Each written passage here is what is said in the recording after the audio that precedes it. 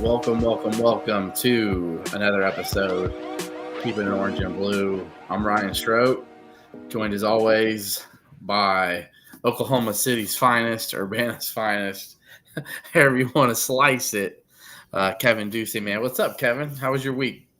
Oh man, it was great. Can't complain at all. Great weekend, chilling with the family. Look at this. We didn't even talk about, we didn't even do this together. We didn't say what shirts we're wearing. I just got out of the shower. I took a bike ride with my daughter. I was sweating a little bit. It's hot here, so and just threw this on afterwards, and here we are. So yeah, we got a little heat wave here in Central Illinois for all you folks. We're watching all over the globe. We got people from Brazil who jump in, watch. All the people West Coast, East Coast. Oh yeah, absolutely. Seriously. So 115 heat index coming here to Central Illinois in the next 48 to 72 hours. So drink a lot of fluids, folks. It's going to be a hot one. So appreciate you guys tuning in. Tonight's a pretty simple episode. Look, basketball is amazing and it's fun, and we'll be able to talk about that tons coming up. But 5 weeks away, Kev, about 5 weeks from kickoff, August 29th against Western Illinois. Yep. Just so much kind of buzz with Illinois. First we're going to get to the defensive projected depth chart, and we'll talk about some breakout players that we're hearing about behind the scenes from folks. And clearly, you guys know we talk to people, on the staff, not just Aaron Henry, but I've had connections with the staff and stuff for years. But how about Illinois picked fourth in the media poll?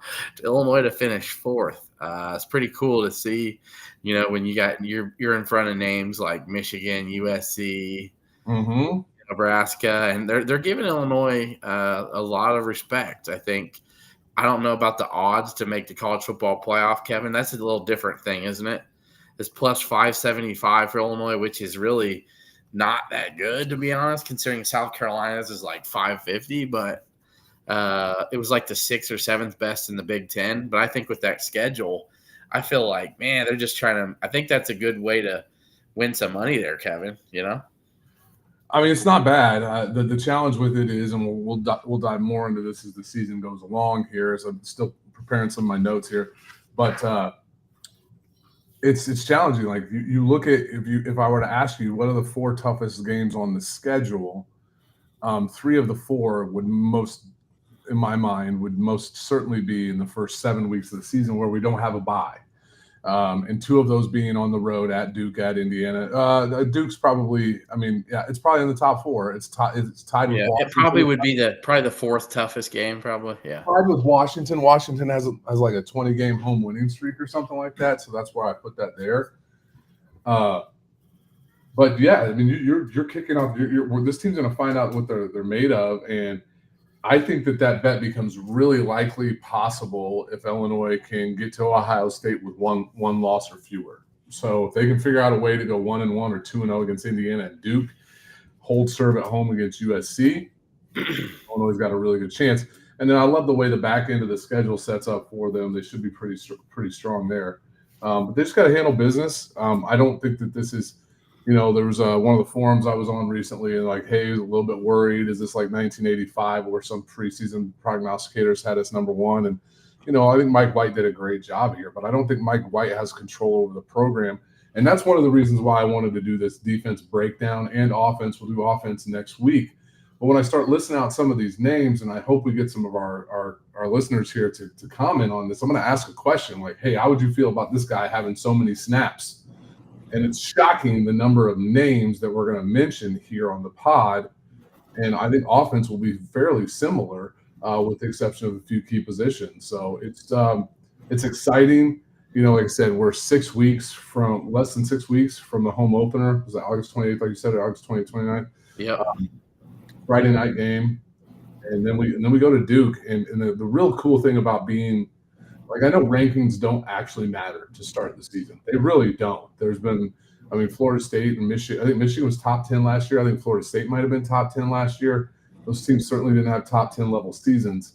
But the fact of the matter is the eyes are on you, and you're going to be talked about on Big noon kickoff. You're going to be talked about on game day. You're going to be talked about on all the shows. You are going to be a preeminent focus of the Big Ten Network and spring train, fall camp lead up, all that good stuff. So it's really important and it's exciting, and I'm really excited to break some of this stuff down. Yeah. So, I'm just glad that this time of year it's here. As we're nearing August, and so much to look forward to with the football team. But do you want to talk about any specific? Do you want to do defensive line first, maybe, and then just that's the way I've got it broken down. I've got defensive line, outside linebackers, inside linebackers, and then DBs. And then as we go down, we'll throw in some breakout players in there as well. Like with the defensive line, Kev, one breakout player that you kind of mentioned a little bit last week is a name we got to talk about. He had a big play against South Carolina in the bowl game, and we'll get to that. Yeah. But let's start there in the middle, though. So with some huge acquisitions, though, right, Kev, from Wisconsin, James Thompson looks to be like a huge just disruptor, a man among men, just a all Big Ten level type of guy, right? I mean, he looks like he could be that type of all Big Ten type of defensive lineman this year. The Illinois really sorely needed, and he wasn't the only one they got from Wisconsin. Right. I've got so my starting defensive line, Ryan, is James Thompson, Kurt Neal, both guys with significant Big Ten experience, and Jeremiah Warren. Warren was a highly coveted recruit out of Michigan a couple of years ago. I think he's wearing 8 this year, so I'm excited. I think that's kind of cool for defensive linemen with single digit numbers, but that's beside the point. That's just my weirdness. But I think that's probably your starting defensive front. What say you? Do you have any? Billy Moe chimed in here. Carter Hewitt is definitely a guy who could be on the list of your starting defensive linemen. As a matter of fact, Illini board has Carter Hewitt as starting. I think that's a possibility. He's a big guy. I think he's like 6'7", long arms. Excited to 6'5", 290. Excited to see what he can do. Where did he transfer from? Northern Iowa? Northern Iowa. Yeah. So they got some key additions there. Just really good depth pieces, no matter what, even if they don't start or not, to have guys that have big time game experience. Right. He was a huge disruptor when Northern Iowa played Nebraska last year. I watched that game just to kind of get ready for the Nebraska-Illinois game. I always try to watch Illinois' opponent the week before. Yep. And just try to study him. And he stuck out to me, not knowing that Illinois was gonna land him. So that's really interesting. So do we want to plug him in over Jeremiah Warren on the starting start? Yeah. So what would your starting defense? No, I'm in agreement with you, but just because a Illini board says that doesn't necessarily mean it's going to happen. No, I agree. I think Robert does really good work. I think he does this stuff really early, and we are as well. I mean, fall camp hasn't even started yet. It's getting really close. That's what makes this fun. So because camp's going to be starting in 2 weeks, let's just stick with Warren and Neal and Thompson, and we'll roll how that goes. We'll see how that goes. All right. So I think the edge rushers is even more fun. Right. So all right. So we're just going to go with the starters first, and then you want to go with the starters first, and then come back and look at like backups, or you want to stay with the backups on the D line? Yeah. You know what? You've got it all in front of you. I'm doing a lot of this from just memory, and go ahead. Who do you have is some quality depth pieces who they've picked up that I mentioned? Or even just who was on the team last year that you think can really, really make an impact this year? Because they had some young pieces that had to be plugged in last year to play, and they're going to be obviously a year older, a year stronger, more experienced. So here's where I think it gets exciting. There was a couple years ago, Johnny Newton's last year, where he was playing like 85-90% of the snaps, which is ridiculous for a defensive lineman. You really want your starting defensive lineman to play about 50% of the snaps. There's somewhere around, 60 to 70 snaps in a game, let's say. So here we go. D'Angelo McCollum, sorry. Yeah. All right. Yes. So, Ryan, how would you feel about Durajai taking 20 snaps in a game? I'd feel good. I'd feel okay with it. Yeah, good, okay. Good to okay, yeah. Gentle Hunt. Good. Carter Hewitt. Good. All right, Pat Farrell getting 10 to 12. Great. Right. Angelo McCollum getting 10 to 12. Good. Where's Cohen at? What's his name? Here, I got it right here. Conan. He was the big shoot. I can't think of his name. But then what about Mason Milligan? Yeah, and Well, Mason. he's gonna be outside. Sorry, my Yeah, mistake. but I would say this. I would say iffy just because he hasn't had tons of time and he's coming off an injury. So All right. I'd be a little unsure. All right. What about Demetrius John getting 5 to 10 snaps? I'd be okay with that. So there we're breaking down. There's like 10 guys that we're okay with getting. We're okay. We only have 2 guys we're okay with. We have like 6 that were good. Right. Yeah. Exactly. So it's just it's really exciting when you look. He mentioned Pat Farrell. Yep. Absolutely, Pat Farrell's on that list. So it's just really exciting. Can you imagine what about Joey Barna? Could you imagine if that would have? Think about that. Right, Joey Barner can 100% go play defensive end for a snap or 4 or 10. Right, there's no reason why he can't do that. So I think that aspect of we're talking 10 to 11 defensive linemen that you're feeling completely comfortable with playing that many snaps makes it so that James Thompson, who has had some injuries in the past, doesn't have to play 45 snaps in a football game. He can play 30. He can play 35 highly effective snaps. Isaiah White, absolutely, Bill and Mo, great recruit out of Indianapolis. Probably one of the guys they're highest about, 320 pounds, probably can play some nose or end. Like, he's a guy who could come in and get 5 to 10 snaps a game, and we're feeling just as comfortable as the 5 to 10 snaps that he got as Angelo McCollum and Jeremiah Warren last year. So that's where I'm just really excited about this defensive line. You want to bounce the outside linebackers or anything you want to add there? Are those guys? Yeah, the fact that he brought up Isaiah White, I like is really is good too. Is that these kids that they're bringing in, man? These are quality pieces, and I think they beat out Indiana for Isaiah White too, and that was a big home state. Indiana was working hard for him, but I like it. I think the Hewitt. I think the fact that we mentioned McCollum, I've mentioned him, just giving him a shout out because I know he's worked his tail off and he was impressing last year. So yeah, and then Tamaya, Pat Farrell. I love it where Illinois is at to say we can plug here and not overwork and overuse, their nose, because I can tell you in the past, think about how worn out some of their guys had to be in the middle. It seemed to be that was where Illinois' weakness could be, having to overuse and overwork their big man in the middle. Yep. And now they don't have to do that anymore.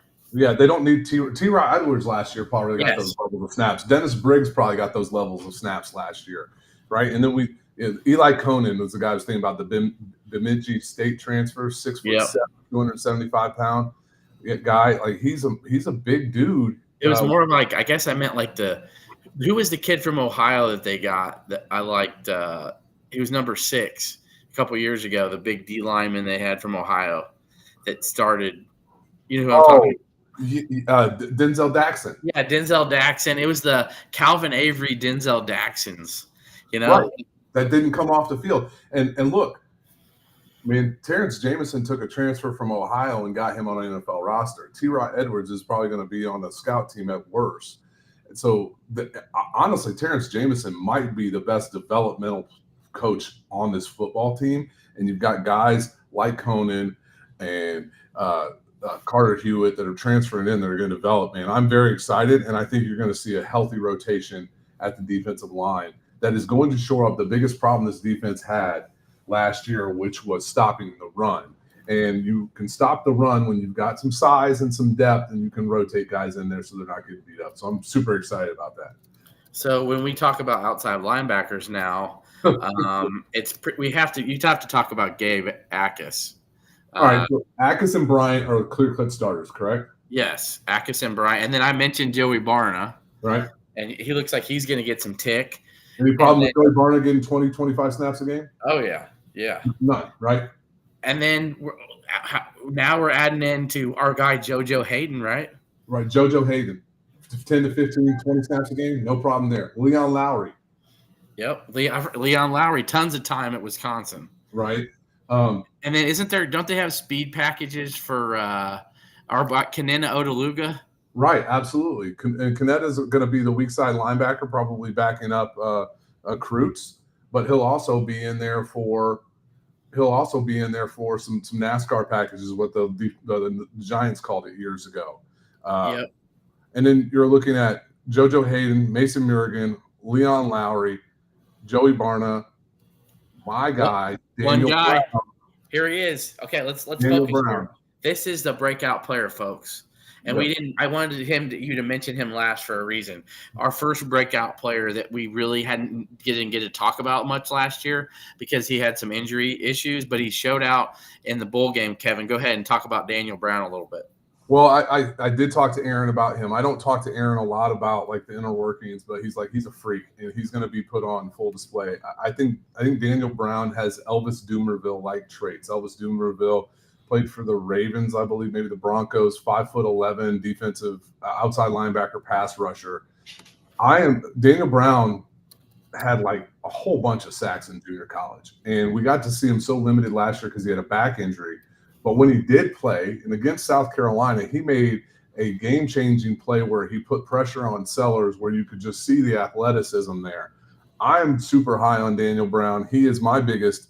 I think he's the guy that most folks aren't talking about in Illinois circles for somebody who can really do some big things for this team. So I'm super high on him. So that's the guy I'm leaning on that I think is going to, when he gets time, I think he's going to have an Oda Aluga effect of a couple of years ago, that when he's on the field, you're going to recognize that Daniel Brown's on the field.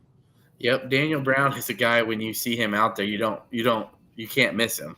Like he's a guy who stands out, which, and yeah, Rick said Cameron Brooks. Cam Brooks is already 300 pounds. Do we have any Simeon Rice like pass rushers? I mean, Gabe Akis is. Yeah, Gabe Akis is a guy who's, already who could have. I think he would have been in the 4th to 6th round if he would have went in the NFL draft last year. Yeah. Probably maybe more 4th or 5th. I doubt 6th, but he's got a chance to work his way up to a 2nd, 3rd round pick for sure. Yeah, I agree. I mean, he's being mocked in some day one 1st round picks, and I think that he is motivated to do that, and I'm excited for him. And the other guy, like we're barely going to mention him, he could have a breakout season. They were really high on Mason Murigan coming into last year, and they had a knee injury. Let me stop you real quick. Joe Brenner is okay. So Joe Brenner watches and listens this from all over. He was painting, the blind pig in Champaign. Oh, so yeah. He watched last week's episode and was listening while he was painting the blind pig, the ceiling of it, because I guess they're renovating or maybe they're making it something new.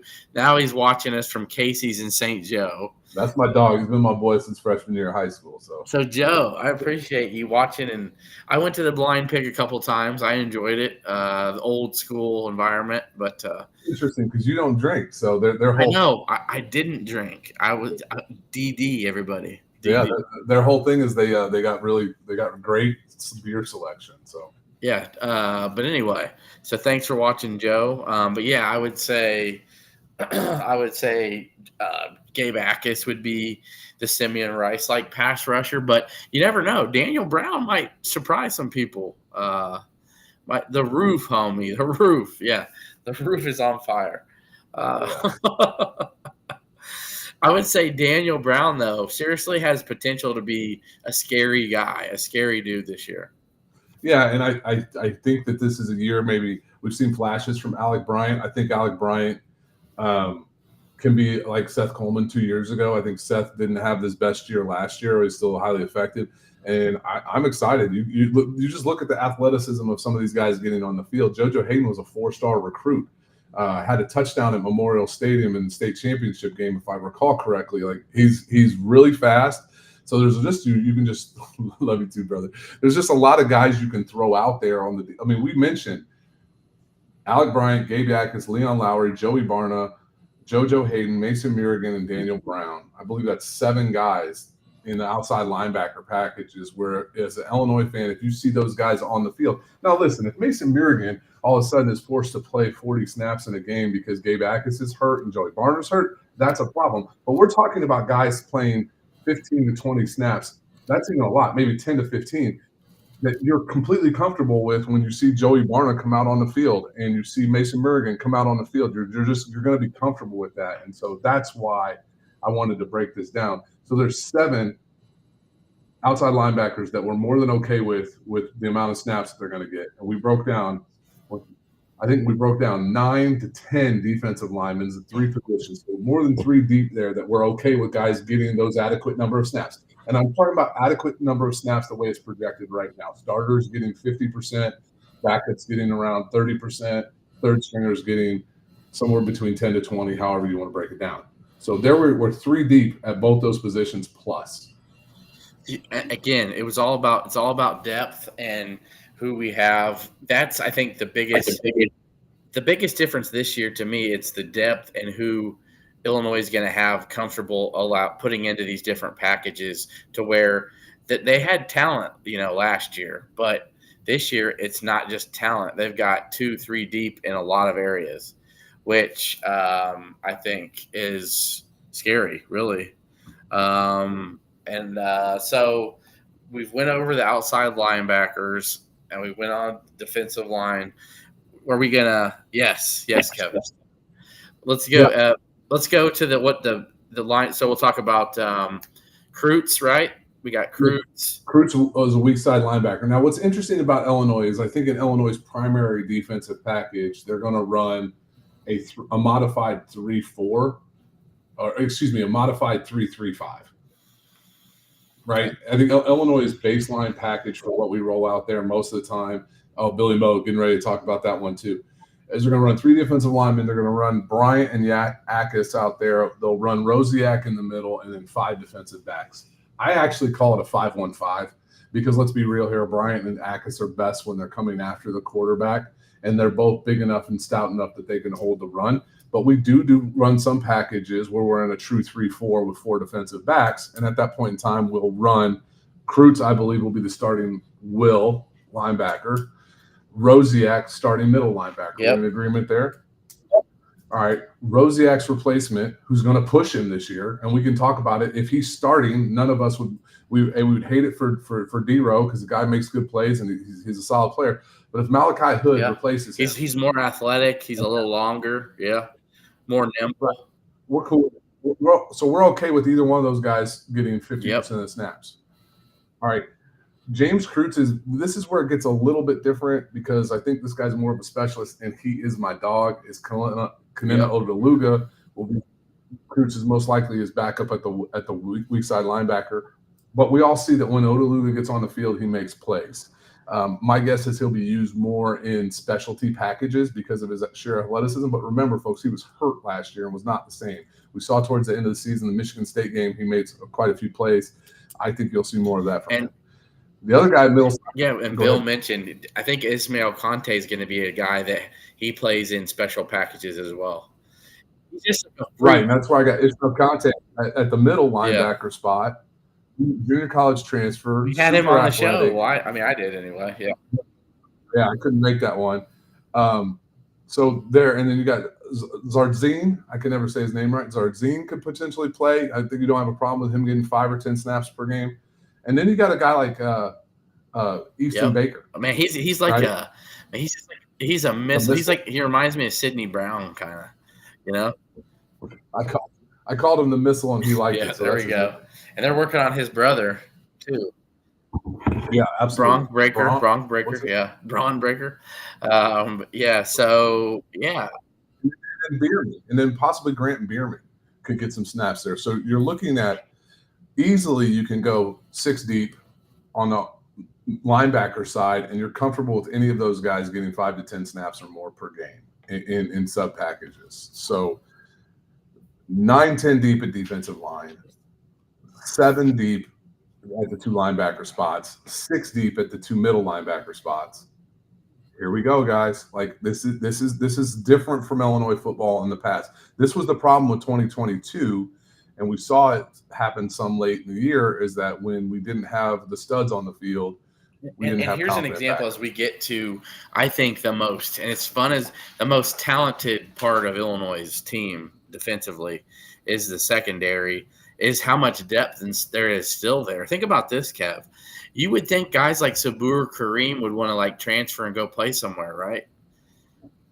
No, I mean, no, he's yeah, I like, mean, no, I'm cool being behind Bailey and Miles Scott because he knows this is Scott's last year. I think Kareem is in a spot. I think he redshirted one of those years. I think he's yeah, I think he's a true junior based on the okay. depth So he's a chart. true junior, and he's sticking it out. And I don't know how much he'll play again this year, but I think he's primed to have a senior season where he's going to be the man back there. I think there was a question for me at the beginning of the first half of the season whether Matt Bailey was going to be able to hold up in pass coverage. The second half of the year, he was phenomenal. So we got to start there, right? And those two are not breakout players, Miles Scott, Matthew Bailey. We already know how important both of those guys are to Illinois. But yeah, so the starting secondary: Caleb Patterson, Torrey Cox, Xavier Scott, Matt Bailey, and Miles Scott. Those are the five starters that we probably can pencil in. They finished the season as starters. I expect those five guys to start. But we saw like flashes from like guys like Rooks, right? Oh yeah, so I got Jaheim Clark, played well last year. I know he had some moments where he didn't look so hot, but the staff is super high on him. Rooks probably backing up X, played really well in the Northwestern game. Had an interception against Oregon. Just the fact is, these guys have had experience in big time games, and those things matter. And look, and guess who came back, Kev? Ty Strain. Yep. So I mean, at your nickel position, you got Xavier Scott, Rooks, Ty Strain. You're going 3 deep there, and then if you need to go 4, you could probably go Zane Scott, which I would hope he could redshirt. So we're going to go 3 deep at nickelback and be fine with it. I don't think anybody's going to have a problem with Rooks or Strain getting at least 5 or 10 snaps a game. Caleb Patterson, and Jaheim Clark, we're 2 deep there just fine. Torrey Cox, Tanner Heckel. Is another breakout name, Kev. What things have you heard about him? Just that his athleticism is off the charts. I think we saw it last year, right? If you watched last year, you saw him pop on special teams, and he's got some translatable skills. There's another guy, Billy Moe is on top of this. Vernon Woodward, redshirt freshman, highly thought of recruit. He is probably right behind Heckel. So he committed to Illinois.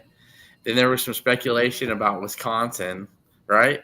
Then he decided to say, "Screw that! I'm sticking with Illinois," and that was a big one. A lot of people thought he was going to Wisconsin, but yeah, that's a big one right there as well. I think if we're talking about true freshmen to get to play this year, I think he's on the top of the list there.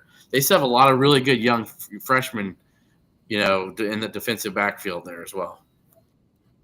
Yeah, and he's got great size, 6'1", 200 pounds, out of Florida.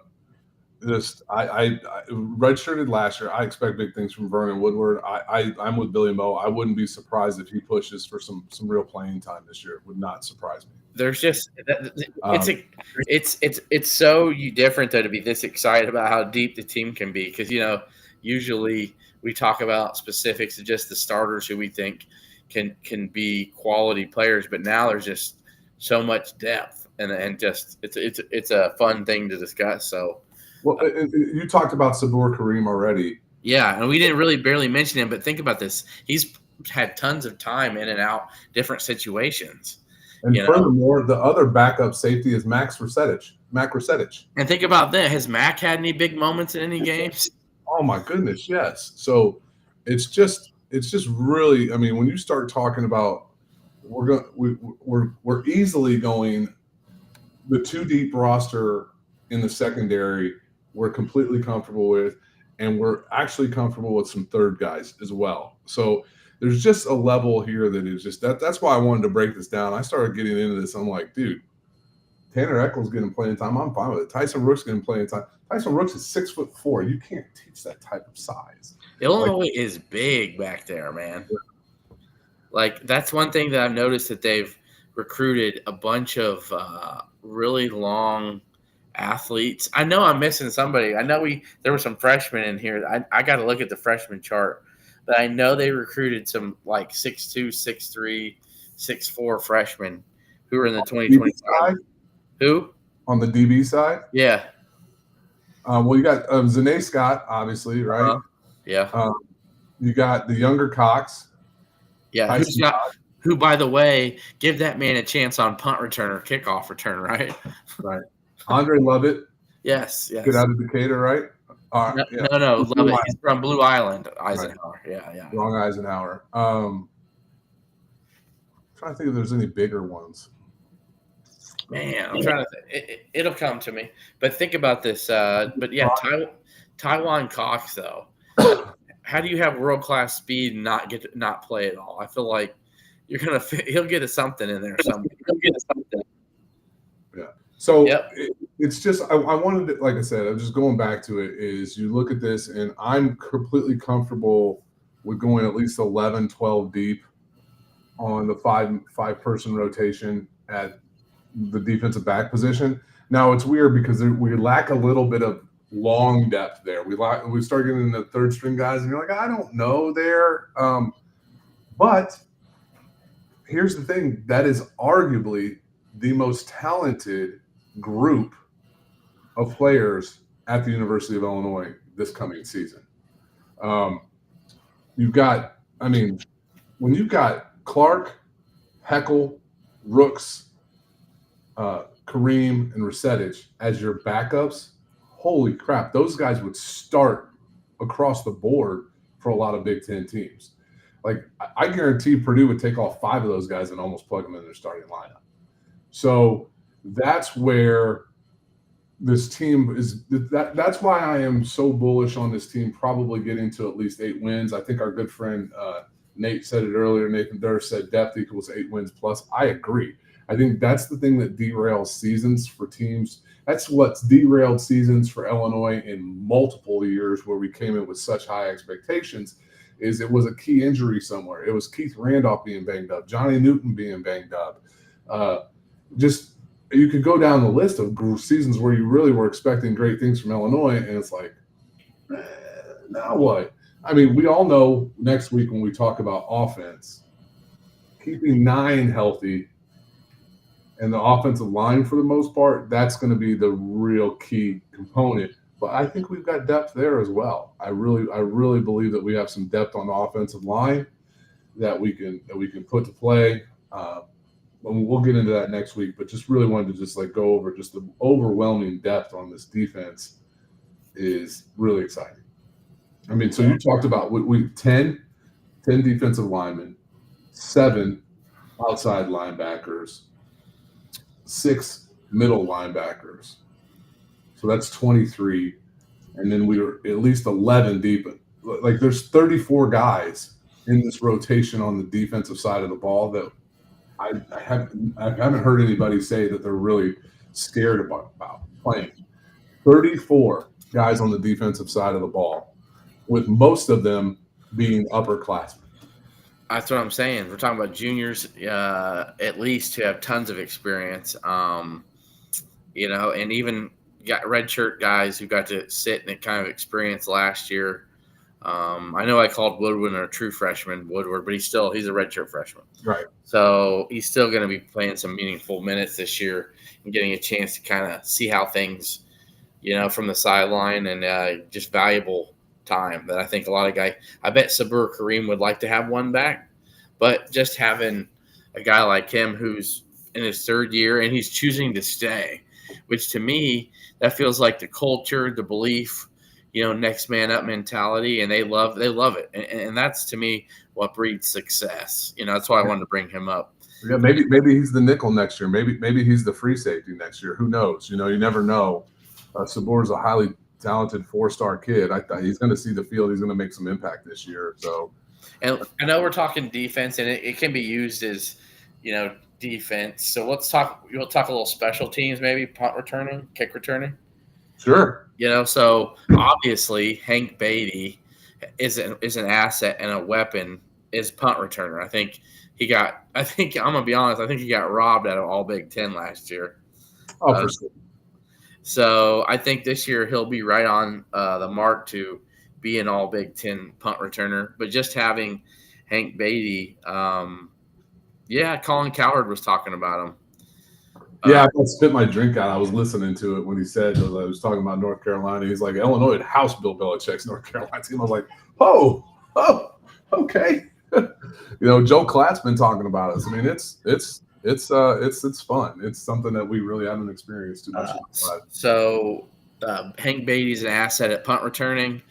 And then your kick returners, that's where it's going to be interesting too, is just seeing where you can mix and match different guys. You've got a lot of athletes you can put back there at the kick returner spot, and so it'll be very interesting. I always like seeing guys who are supremely athletic go back there and see what they can do. I think kicking and punting is we're good there. I mean, the Purdue kid that they picked up, that's a quality pickup, man. Like he was good. He was one of their best players on Purdue. Yeah, and then you got Lucas Asada, who transferred from North Carolina, who can be the kickoff specialist if need be. But David Alano is really solid there, and Crimmins is a punter. And then Osada's probably going to be the backup punter as well. So you're good there. Hank Beatty will be the punt returner, most likely, is my guess. It all depends. It depends how much they utilize him in offense, if maybe they want to do that. But I don't see any reason why you would. He's the best punt returner we've had in a long time, maybe since D'Angelo Bentley. Yeah. But so then kick returner is like, is that where Tyshawn Griffin gets on the field? Yeah. Is that where Braden Trimble gets on the field? Right. Ooh, that's a good one. Yeah, because it's like, man, how do you keep him off the field? And we're going to talk about that next week. Is Tanner Heckel a kick returner? I mean, he's extremely athletic. Do they let Mac Resetich have his moment back even after the Kansas game last year? What Mario Sanders is fully healthy. Rio, like that guy's got some juice. Yep. So that punter was the best in the Big Ten because the Iowa guy doesn't count. He wasn't human. Yeah, exactly. Yeah, if you get drafted, in the NFL, the Bears drafted him. What? Yeah, that was 2 years ago. Yeah. So if you get drafted in like the first 3 or 4 rounds and you're a punter, I call him a weapon. Yeah, he is a weapon. Yeah, he's just not real. Yeah. But yeah, the punter from Purdue, I need to get his name down and all that. But Crimmins. Okay. Crimmins. Nothing against Hugh Robertson, but he had one more year, and I think Brett was just like, yeah, we're good, man. He had moments. Keelan Crimmins. 6'3", 225. I mean, he's a big dude. A big dude. So I think, look, this Bielema ball thing, it's kind of Illinois is getting deep. They got really good special teams. They got big offensive line. They've got big backs. I mean, if you look at this Illinois team, it's really resembling those really good Wisconsin teams. If you really sit back and look at it. Yeah. So you know a guy I would love to return some kicks, but it's just too dangerous. But I think Aiden Lawford would be a phenomenal kick returner. Oh my goodness, yeah. But that's where a position where you really there's another one. Cedric Weiss could flat out fly. Like maybe I'm thinking about putting Caleb Griffin back there. Okay. Oh man. Oh, all time like want to break your TV moment in Illinois football history. I'm like, he's a punter and a kicker. What's he doing returning kicks? Yeah. Taiwan Cox possibly returning some kicks.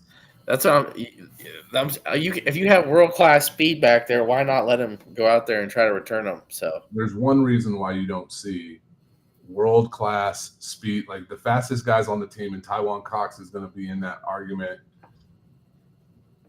It's going to be because ball security. If those guys can demonstrate ball security, yeah, they'll have a chance to return kicks. Yeah. Well, we had everybody on here: Bill, Lauren. We had What's Nathan up, Durst. boy? Oh We had boy. Nathan Durst. Um, so, any other questions we can talk about here for a minute, and we'll get to. We're going to be focusing big time on offense next week. And then, Kev, or do you think we're going to be doing Fade the Deuce here in the next month or so? Oh, I would absolutely love to do it again. So for sure. So Because I saw the group chat got added back. So, they did. yeah, somebody wrote Fade the Deuce in like the text message thread with me, you, and Matt. So I was like, what? I was like, oh, I guess that's a little precursor. Yeah. I don't. Andre Lovett. Yeah, I don't mind. Lauren mentioned him as a possible kick returner. I don't mind that. But like I said, it's the same thing with these freshmen. It's like if you gotta have some ball security. You have ball security, you can return kicks. So Now, after anything, so Kev, we've been going here for about 45. Well, I'll give you final thoughts. We'll kind of put it on a bow on it for this. Your thoughts from the defensive perspective heading into this year. How are you feeling about it compared to previous seasons? And do you how you think of the makeup of where Jameson and Henry and these guys have really built this defense? So what I think about the overall defense is do not believe this will be a 2022 level defense, but it will be better than 2023 easily, and it will be better than 2024. I believe this will be Brett Bielema's second best defense at Illinois. I believe because of the overall depth that we talked about, potentially 34 guys, if not more, that could come in and actually play at the D1 level, at the Big Ten level, and be effective players in their roles, and the ability to keep guys fresh, that this defense might actually be so much better by the end of the year comparatively because of the total number of snaps that guys aren't facing. It's kind of like what's going on with the Milwaukee Brewers right now. Their entire pitching staff has like less than 70 innings. So they're really bullish on where the future is going for them. So and yeah, Nathan, I think Illinois will force some more turnovers this year. I think last year was pretty solid. 2022 was amazing. 2023 was bad. I think it'll be close, probably somewhere in between last year and 2022. Now we're going to have to get some pressure on the quarterback, but that's where I think we're going to use these exotics. I think Aaron's getting more comfortable running these exotics, these packages and these schemes to draw some people up. And the best way you can do that is by stopping the run. The best way you can stop the run is to have fresh D linemen in there and not be bullied late in the fourth quarter. The other thing is I think this team's going to be up against some teams by multiple scores. It's going to force teams to pass. It's going to force into predictable situations. Predictable situations allow you to bring in guys like Odaluga and Daniel Brown and Joey Barna and Gabe Atkinson, these NASCAR packages, and just come after the quarterback. Pressures on quarterbacks lead to interceptions and fumbles. So yeah, I think this defense is going to be. I think this defense is going to be really good this year, and I think it's because of what the depth, like we talked about. It's not as star laden as 2022, but it's going to be close by the end of the year. If you think about it too, if last year's defense was no slouch, I mean, if you look at the points per game given up, it was pretty good. I think a lot of people complained about, it was really the Purdue game.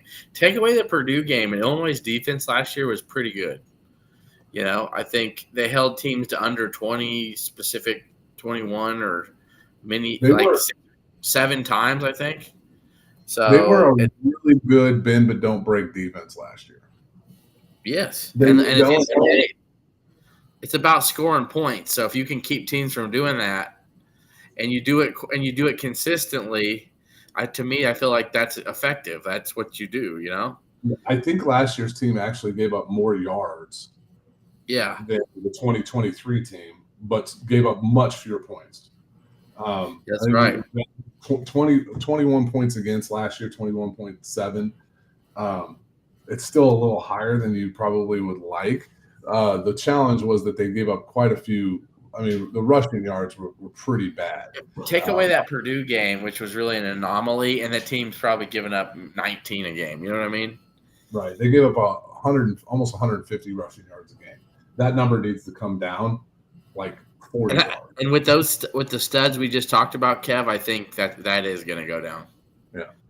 Um, The defense, yeah, we had 12 INTs last year and 7 fumbles or so. 6 fumbles. Yeah, it's 7 fumbles recovered, I think. So it was, one of the things we don't talk about last year was the defense. The team was only 5 penalties for 40 yards per game. It's a pretty good number. So, yeah, and I think that's a good place for me to segue into it. I think this team, if it can keep its cool and not beat itself, I think that's where Illinois can get to the 10-11 win plateau is to not beat yourself, be sound, bend but don't break. But I think there's going to be more depth this year to where they don't really necessarily have to bend as much.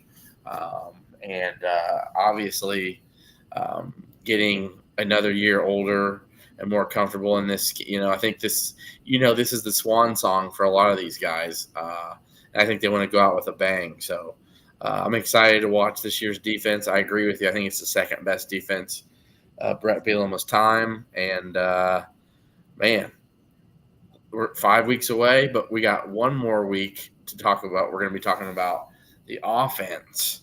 Yeah. And so other than that, again, still sponsors. Come on now. We got nearly 2,000 views last week with Jacob Eberhardt. We're killing it. Our YouTube channel's slowly grinding up there. We appreciate anybody that has any interest in that. I know there's people out here. I know there's tons of people with business out here, Kev. There's nothing to be scared of to want to sponsor your favorite live stream podcast. So anything else, Kev, before we take off for the night?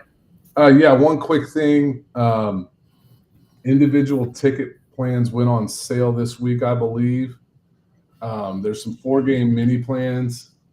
Highly suggest if you want to be in attendance and you don't have season tickets, there are not very many left. I would highly suggest going with the 4-game mini plan. It's $180 a ticket for the 4-game plan. Like, let's be real here. That gets you Ohio State.